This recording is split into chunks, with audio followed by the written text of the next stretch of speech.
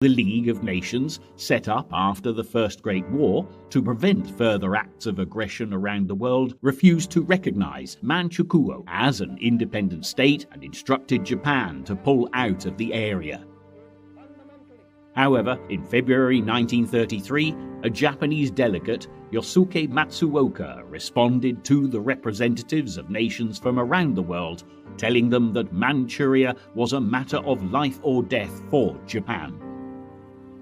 It is a matter of common knowledge that Japan's policy is fundamentally inspired by a genuine desire to guarantee peace in the Far East and to contribute to the maintenance of peace throughout the world. Japan, however, finds it impossible to accept the report adopted by the Assembly.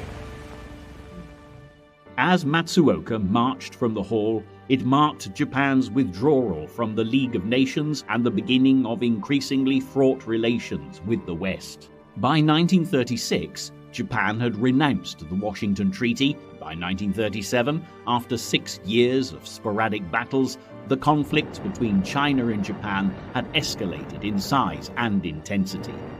On July 7th, as tensions heightened between the troops of the Chinese leader Chiang Kai-shek and the Imperial Army of Japan, an incident at Marco Polo Bridge to the south of Beijing led to full-scale war between the two countries. Beneath the watchful eye of the West, Japanese troops began to pour into China, led by the military leader Hideki Tojo, and were soon mercilessly ravaging the vast nation. There were many in Tokyo who were appalled that the army seemed to be pushing forward on their own initiative, and Prince Konoe, who had by now become Prime Minister of Japan, realized that his government had little or no control over the army.